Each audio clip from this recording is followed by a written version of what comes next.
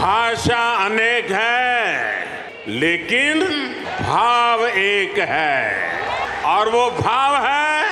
भारत माता की। जो काम रूस और जापान जैसे सुपर पावर देश भी नहीं कर पाए, उसे भारत ने करके दिखा दिया है।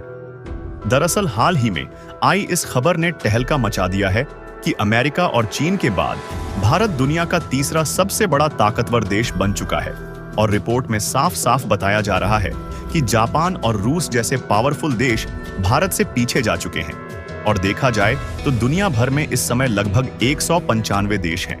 और ऐसे में तीसरे स्थान पर भारत की पोजीशन आना वाकई में दुनिया के कई अफ्रीकी और यूरोपीय देशों के लिए चौंकाने वाली खबर है। और खासकर एशिया की बात की जाए तो चीन की नींद उड़ाने के लिए यह काफी है कि भारत मिलिट्री पावर के मामले में चीन की बराबरी करने के लिए उतर आया है। और चीन को इस बात की चिंता सताने लगी है कि भले ही वह क्षेत्रफल की दृष्टि में भारत से काफी बड़ा देश है, लेकिन इसके बावजूद भी भारत ने जिस तेजी के साथ अपने मिलिट्री पावर को इंप्रूव किया है, उससे चीन भारत के आगे बिल्कुल भी नहीं टिक सकता। हम इस वीडियो में इस खबर को विस्तार से समझने का प्रयास करेंगे, लेकिन भारत की शानदार जीत के लिए आगे बढ़ने से पहले इस वीडियो को एक लाइक करके चैनल को सब्सक्राइब जरूर कर लीजिए, क्योंकि यह आपके लिए 1 सेकंड का काम है, लेकिन इससे हमारी काफी बड़ी मदद होती है। दरअसल देखा जाए तो पिछले कुछ सालों से भारत अपनी मिलिट्री पावर के इंप्रूवमेंट पर काफी ज्यादा ध्यान दे रहा है और ऐसा इसलिए क्योंकि चीन दिन पर दिन भारत के लिए मुसीबत बनता जा रहा है। क्योंकि पिछले दिनों हमने देखा कि चीन न सिर्फ मालदीव, बांग्लादेश और नेपाल जैसे देशों को अपने कंट्रोल में लेने की कोशिश कर रहा है, बल्कि इन देशों को भारत के खिलाफ भड़का रहा है ताकि इन देशों के माध्यम से चीन भारत को घेर सके और भविष्य में भारत के चारों तरफ चीन का ही दबदबा रहे। क्योंकि हमने आपको पहले ही बताया कि चीन हरगिज नहीं चाहता कि भारत जैसा देश जो तेजी के साथ डेवलपमेंट कर रहा है, वह एशिया में रहकर चीन जैसे देश को सीधी चुनौती दे। लेकिन चीन शायद यह भूल चुका था कि अब भारत पुराना भारत नहीं रह गया, बल्कि अब भारत ने अपनी पुरानी रणनीतियों को बदलना शुरू कर दिया है और कूटनीतिक तरीके से अपने कदम को आगे बढ़ा रहा है। और किसी भी देश को अपनी मिलिट्री पावर मजबूत करने के लिए केवल आर्मी और नेवी सेना ही कैपेबल नहीं है, बल्कि आज के समय में सबसे ज्यादा जरूरी है एडवांस टेक्नोलॉजी से लेस डिफेंस हथियार, जिसमें powerful missiles, advanced fighter jet और लेटेस्ट वर्जन वाली एयर डिफेंस सिस्टम के साथ साथ लॉन्ग रेंज वाले टिकाऊ टैंक्स की भी जरूरत है। और भारत ने अपनी मिलिट्री पावर को बढ़ाने के लिए इन तरीकों को ऐसे कूटनीतिक कदम के साथ इस्तेमाल किया कि सुपर पावर देशों को भनक भी नहीं लग पाई कि भारत साल 2024 तक अपनी मिलिट्री पावर को इतना ज्यादा मजबूत कर चुका है। लेकिन हाल ही में ऑस्ट्रेलिया की ग्लोबल पावर शोधकर्ता लॉबी इंस्टीट्यूट ने जब एशिया पावर इंडेक्स को पब्लिश किया तो उसमें जो रिपोर्ट लिखी गई थी उसे देखकर सभी की आंखें हैरानी से बड़ी हो गईं, क्योंकि रिपोर्ट में साफ साफ देखने को मिला कि जो भारत मिलिट्री पावर के मामले में जापान और रूस से पीछे हुआ करता था, वही भारत इतिहास के सभी रिकॉर्ड को तोड़ते हुए और साथ ही रूस और जापान जैसे सुपर पावर देश को ओवरटेक करके तीसरी पोजीशन पर अपनी जगह बना लिया है। इसमें अमेरिका पहले नंबर पर और चीन दूसरे नंबर पर देखने को मिला,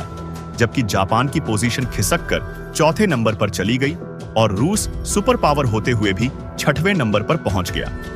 यानी कि आज के समय भारत भले ही तीसरे नंबर पर देखने को मिल रहा है, लेकिन भविष्य का सुपर पावर भारत ही कहा जाएगा, क्योंकि भारत ऑलरेडी चुनिंदा देशों की लिस्ट में शामिल हो चुका है।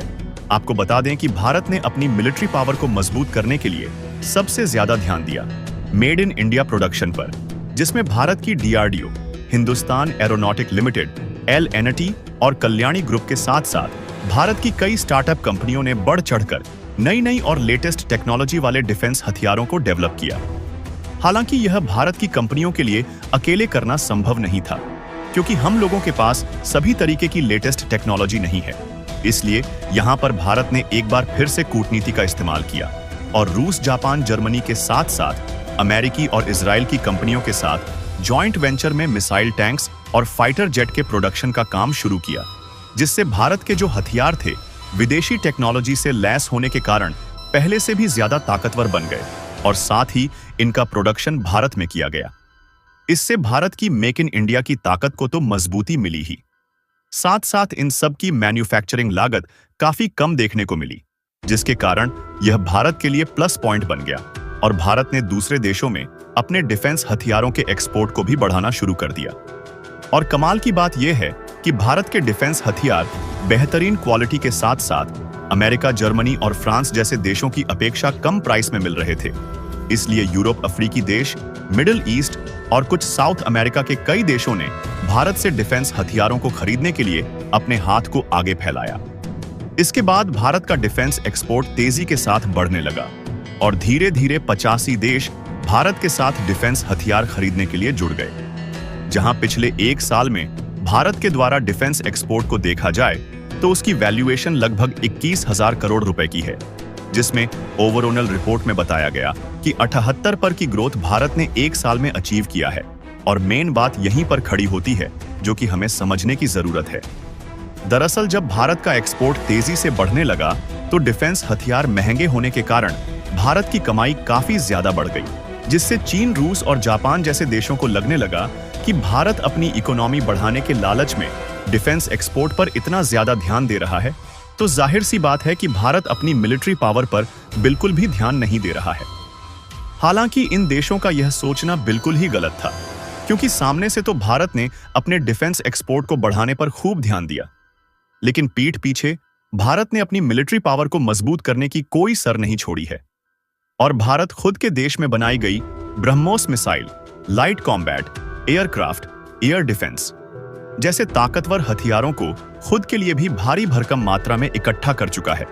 और इतना ही नहीं, बल्कि आज के समय में भारत 26 की संख्या में राफेल फाइटर जेट खरीदने की डील ऑलरेडी फ्रांस के साथ फाइनलाइज कर रहा है। और पनडुब्बी बनाने का काम भारत की कंपनियां खुद अपने देश में कर रही हैं, जिसमें जर्मनी जैसे देशों की मदद ली जा रही है ताकि टेक्निकल प्रॉब्लम आसानी से सॉल्व हो सके।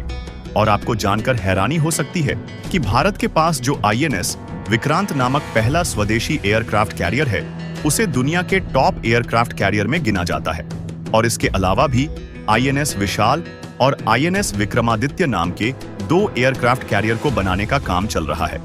और कमाल की बात यह है कि यह दोनों एयरक्राफ्ट कैरियर भी खुद भारत में ही बनाए जा रहे हैं। फिलहाल भारत ने मिलिट्री पावर के मामले में तो जापान और रूस को पीछे छोड़ दिया है और तीसरे नंबर पर आ चुका है, लेकिन अभी भी भारत को मिलिट्री पावर और मजबूत करके चीन को पछाड़ की जरूरत है। और भारत को तीसरी सबसे बड़ी इकोनॉमी बनने के लिए जर्मनी और जापान को पीछे करना है, जिसके लिए भारत ऑलरेडी काम कर रहा है। बाकी भारत तीसरा सबसे बड़ा पावरफुल देश बन चुका है। इसके लिए वीडियो को एक लाइक और शेयर करके कमेंट बॉक्स में भारत को बधाई जरूर दें। और हमने ना सिर्फ आपको यह बताया कि भारत तीसरा पावरफुल देश बन चुका है, बल्कि हमने यह भी समझाने की कोशिश की कि आखिर यह सब भारत ने कैसे किया। तो ऐसे में आप हमारी मेहनत के लिए चैनल को सब्सक्राइब करके हमारा सपोर्ट कर सकते हैं।